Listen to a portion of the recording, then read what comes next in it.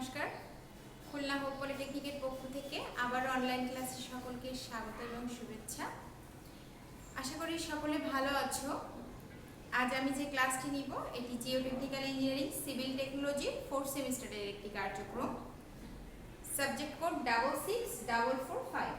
আজকের টপিকস থাকবে মাটির প্রাথমিক সংজ্ঞা ও সহজ পরীক্ষা। মাটির প্রাথমিক সংজ্ঞা ও সহজ পরীক্ষা। অ্যাকচুয়ালি আমরা বুঝতে পারছি আজকের টপিকস দিয়ে মাটির প্রাথমিক সংজ্ঞা সহজ পরীক্ষা এটা চ্যাপ্টার 2 তে আছে। ঠিক আছে, চ্যাপ্টার 2 তে আছে। তোমরা জানো যে আমি জিওটেকনিকের মোটামুটি বেশ কিছু ক্লাস নিয়ে ফেলেছি এবং লাস্ট পর্যন্ত মানে বইটা পুরো একবার কমপ্লিট হওয়ার পরে আমরা এখন রিভাইজ সেকশনে চলছি actually.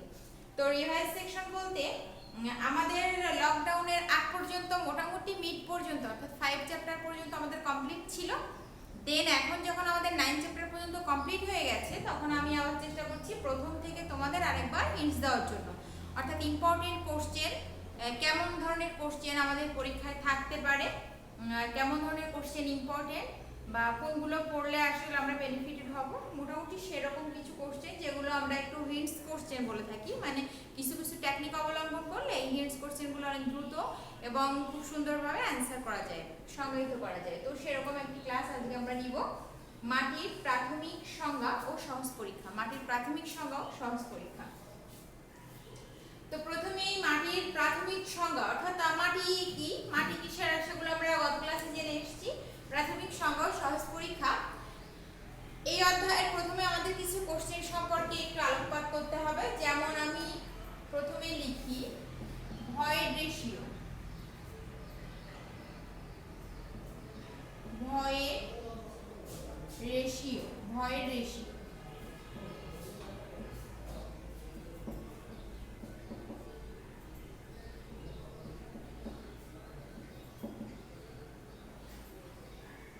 Void ratio, void ratio কি?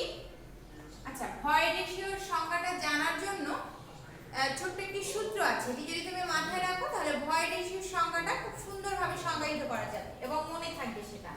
তাহলে ভয়েড রেশিওকে আমরা ই দিয়ে প্রকাশ করে থাকি। ই সমান সমান ভিভি ভাগ ভি এস।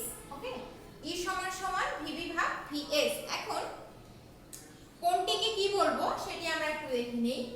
আমরা ই কে বলবো ভয়েড রেশিও, ই কে বলবো ভয়েড রেশিও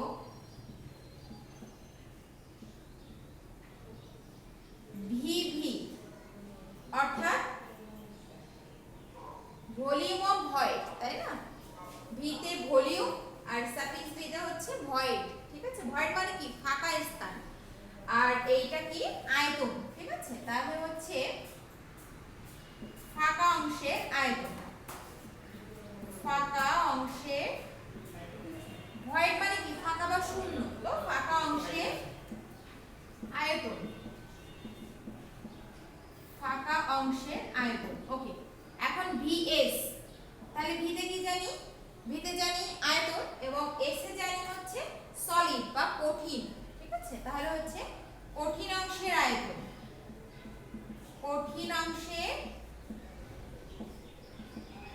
আয়তন,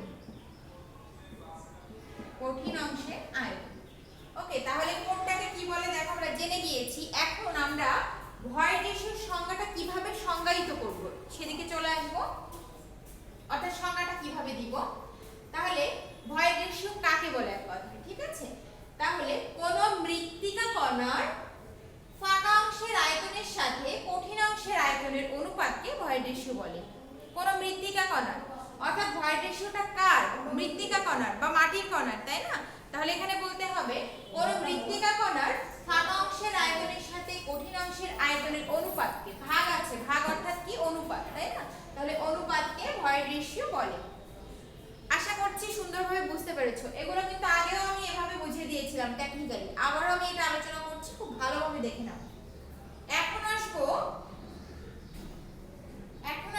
পরোসিটি। পরোসিটি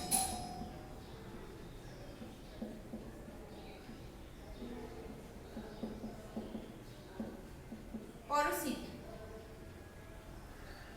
আচ্ছা, বাংলায় পরোসিটি লিখেছি, তারপরেও কিন্তু আমি ব্র্যাকেটে ইংলিশে লিখেছি। এর একটা কারণ আছে, তোমরা যখন বোর্ড ফাইনাল কোশ্চেন হাতে পাও তখন যদি কখনো একটু ইংলিশে লিখে ফেলে দেয় বা কোশ্চেনটা ইংলিশে দেখো তোমরা, তখন একদম এক নিমিষের মধ্যেই তোমরা ঘাবড়ে ওঠো যে এটা ইংলিশ, এটা আবার কি কোশ্চেন, এটা আমি কোনোদিন পড়িনি। আসলে একটু খেয়াল করতে হবে তোমার কোশ্চেনটা পড়া আছে কিনা, ভালোভাবে দেখতে হবে, তাহলে বুঝতে পারবে যে হয়তো এর বাংলাটা তুমি জানো বাট ইংলিশটা তুমি হয়তো এখন বুঝতে পারছো না। এর জন্য ভালোভাবে কোশ্চেনটি পড়ে নিলে তারপর তুমি এটা বুঝতে পারবে। তো এখন আমরা চলে আসবো পরোসিটিতে। পরোসিটি n সমান সমান vv ভাগ v। তাহলে vv সমান কি আমরা জানি, ফাঁকা অংশের আয়তন,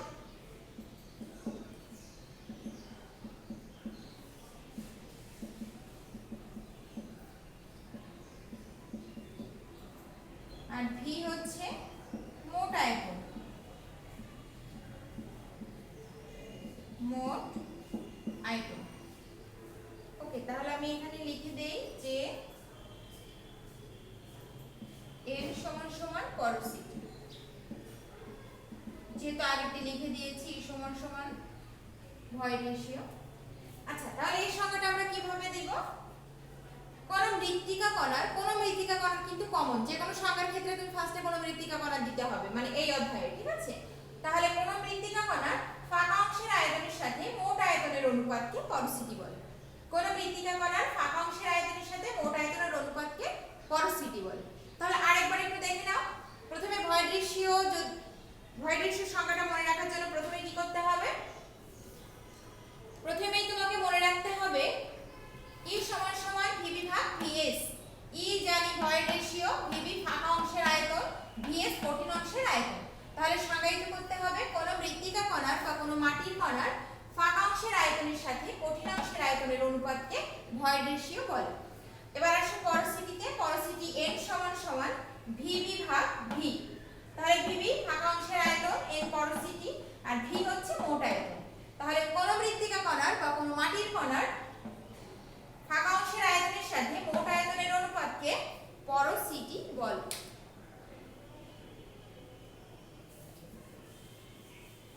এই দুটো সংখ্যা, দুটো থেকে একটি মাস্ট, আর যদি লাভ ফেভার করে অবভিয়াসলি দুটোও তোমরা পেতে পারো, ঠিক আছে? অনেক বেশি ইম্পর্টেন্ট সংখ্যা দুটো। আর তোমরা জানো অতি সংক্ষিপ্ত প্রশ্নে সবথেকে বেশি মার্কস ক্যারি করা যায়, সবথেকে বেশি মার্কস ওঠানো যায় অতি সংক্ষিপ্ত প্রশ্নে। অর্থাৎ তুমি যা লিখবে সেখানেই যদি ঠিক হয়, একটি লাইন যদি ঠিক হয়, এক লাইনের সংখ্যা, সেখানে তুমি কিন্তু ফুল মার্কস অর্থাৎ 2 মার্কস তোমার পেয়ে যাচ্ছ।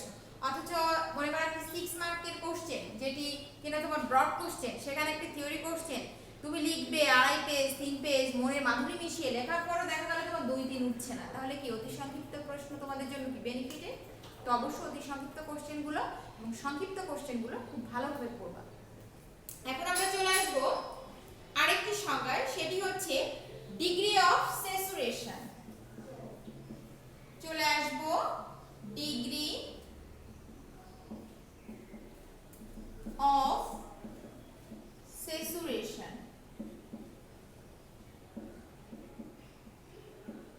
ডিগ্রি অফ স্যাচুরেশন, ঠিক আছে?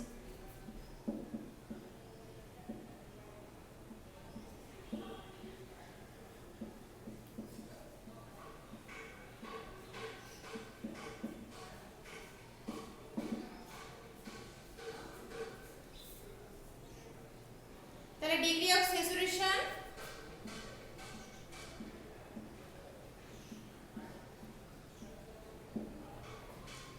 ডিগ্রি অফ স্যাচুরেশনের গাণিতিক মিনিং হচ্ছে VW ভাগ,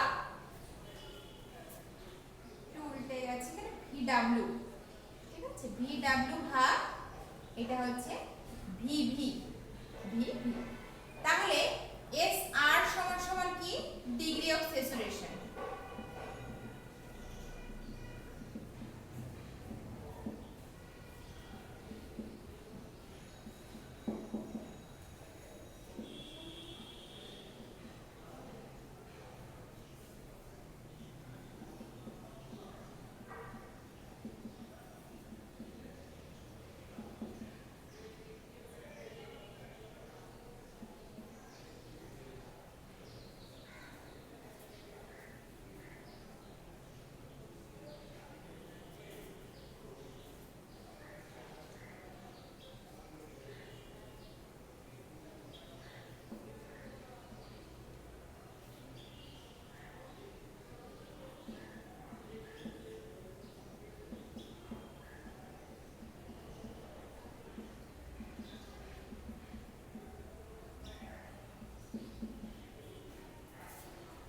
ডিগ্রি অফ স্যাচুরেশন SR সমান সমান VW ভাগ VV। SR degree of saturation, VW পানির আয়তন আর VV হচ্ছে ফাঁকা অংশের আয়তন। VV এগুলো তো আমরা জেনেই আসছি, আগেও জেনে আসছি। তাহলে এখন আমরা সংজ্ঞাটা কিভাবে দেব? কোন মৃত্তিকা কণার পানির অংশের আয়তনের সাথে ফাঁকা অংশের আয়তনের অনুপাতকে ডিগ্রি অফ স্যাচুরেশন বলা হয়। ডিগ্রি অফ স্যাচুরেশন বলা হয়। আরেকবার একটু দেখে নাও। কোন মৃত্তিকা কণার পানির অংশের আয়তনের সাথে ফাঁকা অংশের আয়তনের অনুপাতকে ডিগ্রি অফ স্যাচুরেশন বলা হয়, অর্থাৎ VW ভাগ VV।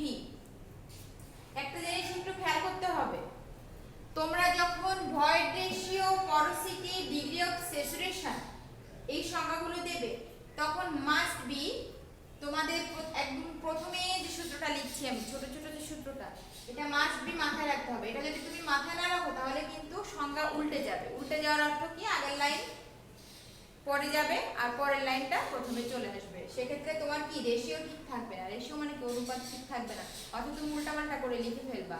আর আগেই বলেছি 2 মার্কসের কোশ্চেন, সো রিস্ক নেওয়া যাবে না। তোমাকে অবশ্যই খেয়াল করতে হবে এখানে কি, এখানে কোন টার্মটা উপরে আছে আর কোন টার্মটা নিচে আছে। যে টার্মটা উপরে থাকবে সেটা আগে বলবা অথবা আগে লিখবা, আর যে টার্মটা পরে আছে সেটা পরে লিখবে বা পরে বলবে। তো ডিগ্রি অফ স্যাচুরেশন আমার হলো, ভয়েড রেশিও হলো এবং পোরোসিটি হলো।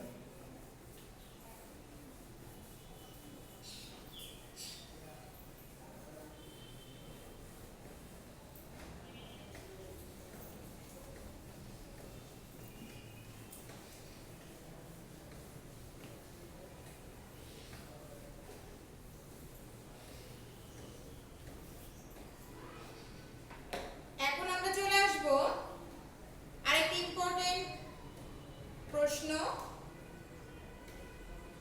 আচ্ছা, তোমাদের বইটা একটু খেয়াল করে তোমরা দেখতে পারবা যে কিছু কিছু কোশ্চেন আমি বোর্ডে আলোচনা করছি, বাট বইতে তোমরা তো সাল দেখে পড়াশোনা করো, এখানে সাল হয়তো কোনো মানে বিগত কোনো সালে ওটা উল্লেখ নাই, কিন্তু উল্লেখ নেই বলে কি সেটা তোমাদের ইম্পর্টেন্ট থাকবে না? ওটা ইম্পর্টেন্ট কোশ্চেন হবে না? সেটা কিন্তু না, তোমাদের জন্য এটা ইম্পর্টেন্ট হতে পারে, তার জন্য আমি এটা ইম্পর্টেন্সের মধ্যে আলোচনা করছি। ঠিক আছে, তোমাদের এটা একটু খেয়াল রাখতে হবে। তো এখন আমরা চলে আসবো সম্পৃক্ত একক ওজন। সম্পৃক্ত একক ওজন এটা খুব ইম্পর্টেন্ট।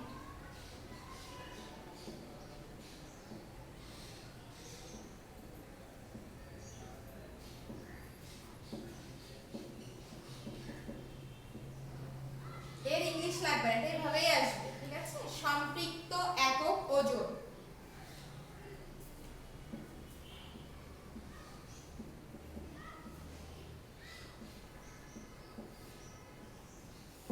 ওকে, এখানে মনে রাখতে হবে কি সম্পৃক্ত একক ওজন।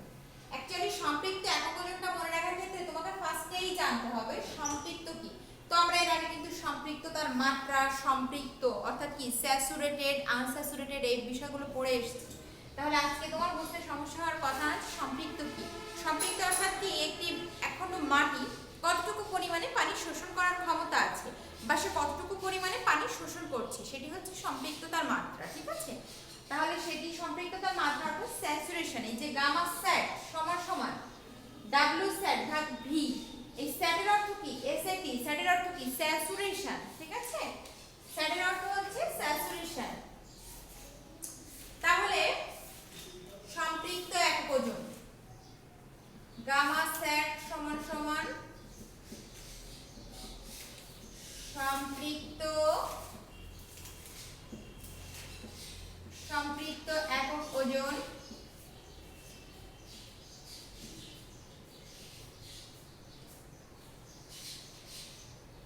আচ্ছা W সেট আর V, V মানে তো আয়তন। এখন W সেটটা দিয়ে তুমি কি বুঝবা?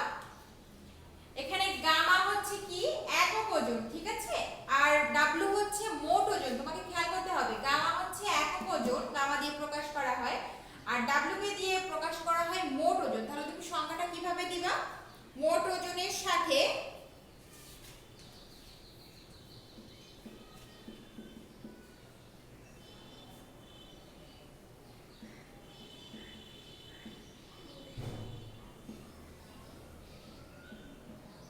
মোট সম্পৃক্ত ওজন,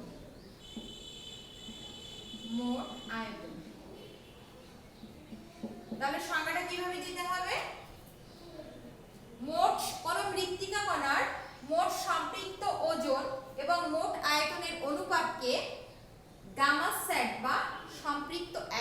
বলা হয়, সম্পৃক্ত একক ওজন বলা হয়। দেখো এখানে তাহলে আমরা কয়টার সংখ্যা আলোচনা করেছি? প্রথমে void ratio, then porosity, then degree of saturation, then সম্পৃক্ত একক ওজন। চারটি সংখ্যা থেকে তোমরা কিন্তু দুটো অথবা তিনটে সংখ্যা পেয়ে যেতে পারো। তার মানে এই অধ্যায়টা তোমরা জানো, এই অধ্যায়টা রিলেশনশিপ, অর্থাৎ এই যে ফার্স্টে এখানেই বলেছি প্রাথমিক সংজ্ঞা ও সহজ পরীক্ষা, রিলেশনশিপ, কিছু রিলেশনশিপ আছে এখানে, যেমন ভয়েড রেশিও পরিস্থিতির মধ্যে রিলেশনশিপ অর্থাৎ সম্পর্ক, ঠিক আছে? তাহলে এই সম্পর্কগুলোর জন্য এবং ছোট ছোট সংজ্ঞার জন্য এই অধ্যায়টা খুব বেশি ইম্পর্টেন্ট, ঠিক আছে? তো অবশ্যই এটা ভালোভাবে দেখে নিতে হবে। এখন চলে আসবো আমরা আরেকটি কোশ্চেনে।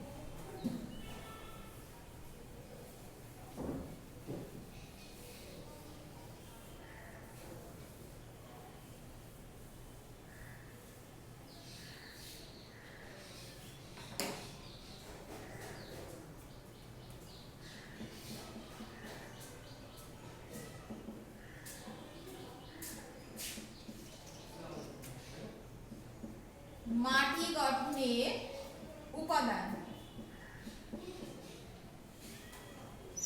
মাটি গঠনের উপাদান। দেখো মাটি নিয়ে কি আমরা এত বেশি ভাবনা চিন্তা করি? কিন্তু আমি তোমাদের আগেই বলেছি সিভিল ইঞ্জিনিয়ারিং পড়তে গেলে অবভিয়াসলি মাটি একটি গুরুত্বপূর্ণ বিষয়, মাটি অথবা মৃত্তিকা। তো তোমাকে সেক্ষেত্রে বুঝতে হবে মাটি আসলে কি। আমরা কোনো ফাউন্ডেশন তৈরি করতে গেলে ওটা কি শূন্যের উপরে তো ফাউন্ডেশন তৈরি করতে পারবো না, সব মৃত্তিকাতে করতে হবে। এবং তার লেয়ার কোথায় আছে, সয়েল টেস্টে কি মান শো করছে, মাটির প্রাকৃতিক অবস্থানটা কেমন, মাটি কোন লেয়ারে আছে, কোন অবস্থাতে আছে, এগুলো জেনে তারপর আমাদের ফাউন্ডেশন নির্মাণ করতে হয়। তাহলে মাটিটা দেখো একজন সিভিল ইঞ্জিনিয়ারের কাছে অনেক বেশি গুরুত্বপূর্ণ। অ্যাকচুয়ালি শুধুমাত্র সিভিল ইঞ্জিনিয়ার না, মানে যেখানেই স্থাপত্য আছে, যেখানেই প্রকৌশল আছে, যেখানেই কোনো স্ট্রাকচার আছে, সেখানে অবশ্যই মাটি সংক্রান্ত কোশ্চেনগুলো খুব বেশি ইম্পর্টেন্ট থাকবে। অর্থাৎ সয়েল মেকানিক্স বা জিওটেকনিক্যাল ইঞ্জিনিয়ারিং বা কি বলবো মানে মাটি সংক্রান্ত বিদ্যা যেটা, সেটা অবশ্যই বেশি ইম্পর্টেন্ট। তাহলে মাটি গঠনের উপাদান, তোমাদের একদম ডিরেক্ট কোশ্চেন যখন আমি আলোচনা করি তখন কিন্তু মাঝে অনেকগুলো কথা বলি। কি জন্য অনেকগুলো কথা বলি? ওই কোশ্চেন সংক্রান্ত অনেকগুলো কথা বলি। আমি যখন ক্লাস নেই তখন এই কথাগুলো বলে থাকি, যাতে তোমার মাথার মধ্যে ওইটা ভালোভাবে সেট হয়ে থাকে। শুধুমাত্র কোশ্চেনগুলো তুমি যদি রোটের মতো প্র্যাকটিস করে যাও তাহলে কিন্তু ওটা মাথায় থাকার পসিবিলিটি খুব কম, মাথায় থাকবে না মুখস্থ করে গেলে। এর জন্য বুঝতে হবে, দেন মুখস্থ করতে হবে, তাহলে তোমার জিনিসগুলো মাথা থেকে আর সরবে না, অর্থাৎ চলে যাবে না, ঠিক আছে? তাহলে মাটি গঠনের উপাদান কি?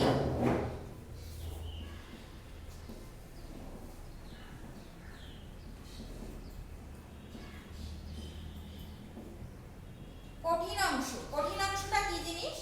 কঠিন অংশ হচ্ছে মাটির একটা খণ্ডকে, মনে করো মাটির একটি খণ্ডকে আমি হাতে নিলাম। তো হাতে নেওয়ার পরে প্রথমে আমি ওটা কি দেখি, মাটির একটি খণ্ড বলেছি বা একটি টুকরো বলেছি বা একটি নমুনা বলেছি, তাহলে ওটা হাতে নেওয়ার পর কি শক্ত মনে হচ্ছে, তাই না? এই সেটাকেই বলবো আমরা কঠিন অংশ। একদম প্রাথমিকভাবে তুমি যখন মাটিটাকে হাতে নিচ্ছ তখন ওটাকে শক্ত লাগছে, তো এটাই হচ্ছে ওর কঠিন অংশ। দেন দ্বিতীয় আমরা জানবো পানি। পানি, তাহলে কঠিন অংশ পানি। পানি হচ্ছে শুষ্ক মাটি, আমি হয়তো হাতে নিয়েছি কিন্তু সেটা কতটুকু শুষ্ক, তার মধ্যে কি আসলে সব ভয়েড আছে, ভয়েড অর্থাৎ ফাঁকা অংশ আছে, নাকি পানি আছে? কিছুটা পরিমাণ পানির সমন্বয়ে কিন্তু মৃত্তিকা গঠিত হয়। মাটি না থাকলে তো মৃত্তিকা গঠিত হতে পারে না, তাই না? সব ধুলো ধুলো অবস্থায় থাকে তখন। তো আমরা যখন একটা খণ্ড নিই, ওই খণ্ডটি তৈরি হয় কিন্তু কি দিয়ে? কঠিন অংশ দিয়ে, পানি দিয়ে, এবং এট লাস্ট আসবো বায়ু, বায়ু বা গ্যাস, বায়ু বা গ্যাস। আচ্ছা, বায়ু বা গ্যাস কি? অর্থাৎ আমি এতগুলো সংজ্ঞা যখন আলোচনা করছিলাম বারবারই বলেছি ফাঁকা অংশ, ফাঁকা অংশ, ভয়েড অংশ, ঠিক আছে? তাহলে ফাঁকা অংশ বা ভয়েড অংশ নিয়ে হচ্ছে বায়ু বা গ্যাস। তাহলে মাটি গঠন হবে কি কি উপাদান দিয়ে? মাটি গঠনের উপাদান কি? কঠিন অংশ, পানি আর বায়ু বা গ্যাস। কঠিন অংশ, পানি, বায়ু বা গ্যাস, তিনটি।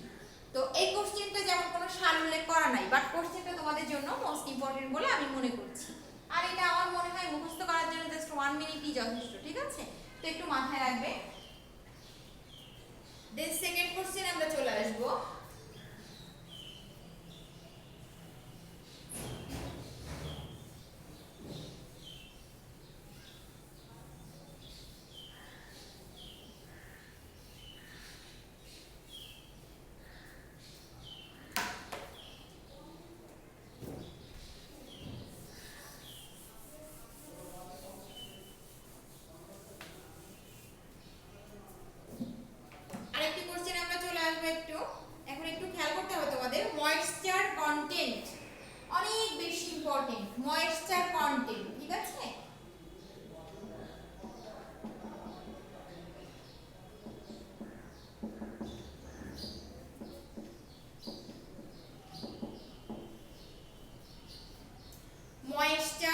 কন্টেন্ট।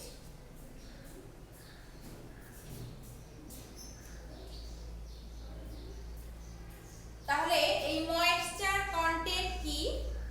আগে যেমন আমরা বলেছি ভয়েড রেশিও, পোরোসিটি, সম্পৃক্ততার মাত্রা, তো এটা হচ্ছে ময়েশ্চার কন্টেন্ট। ময়েশ্চার কন্টেন্টকে প্রকাশ করা হয় কি দিয়ে? ওমেগা দিয়ে, ঠিক আছে? ওমেগা আমরা জানি, এর আগে আমরা যখন ম্যাথ করেছিলাম তখন আমরা খুব সুন্দরভাবে দেখেছিলাম ময়েশ্চার কন্টেন্টকে ওমেগা দিয়ে প্রকাশ করা হয়। তাহলে ওমেগা সমান সমান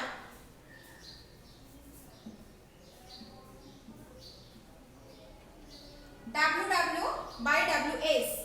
WW বাই WS। WW কি?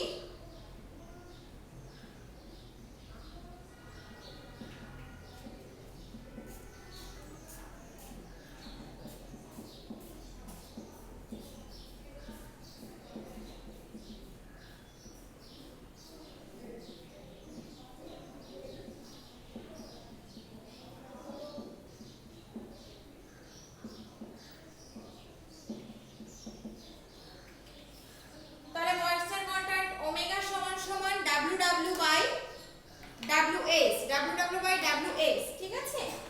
এই WW কি? WW হচ্ছে পানির অংশের ওজন এবং WS হচ্ছে কঠিন অংশের ওজন। দেখো W তে কি হয়? ওজন হয়, আর এই সাফিক্স W টা কি? ওয়াটার। ওয়াটার অর্থাৎ পানি। তাহলে পানির অংশের ওজন, আর এটা সাফিক্স S কি? কঠিন অংশ, তাই না? আগে আমরা দেখেছি। তাহলে কঠিন অংশের ওজন। তাহলে সংজ্ঞাটা আমরা কিভাবে দিব? কোন মৃত্তিকা কণার পানির অংশের ওজনের সাথে কঠিন অংশের ওজনের অনুপাতকে কি বলা হবে? ময়েশ্চার কন্টেন্ট অর্থাৎ ওমেগা বলা হয়, ঠিক আছে? তাহলে ময়েশ্চার কন্টেন্টকে আবার কিন্তু শতকরা হারে প্রকাশ করা হয়, অর্থাৎ ময়েশ্চার কন্টেন্ট ইনটু 100%, যে মানটা আসে সেটা কিন্তু শতকরা হারে প্রকাশ করা হয়, ঠিক আছে? তো আজকে আমি যে কোশ্চেনগুলো নিয়ে তোমাদের সাথে আলোচনা করেছি, প্রত্যেকটি কোশ্চেন মোস্ট ইম্পর্টেন্ট। প্রত্যেকটি কোশ্চেন তোমাকে ভালোভাবে ড্রাইভ করতে হবে, দেন পরীক্ষার হলে যেতে হবে। তো নেক্সট ক্লাসে আমি আবারও কিছু ইম্পর্টেন্ট কোশ্চেন নিয়ে চলে আসবো। ততক্ষণ পর্যন্ত বই খাতা খুলে পড়াশোনা শুরু করো এবং ভালো থাকো, সুস্থ থাকো। আজ এই পর্যন্ত, ধন্যবাদ।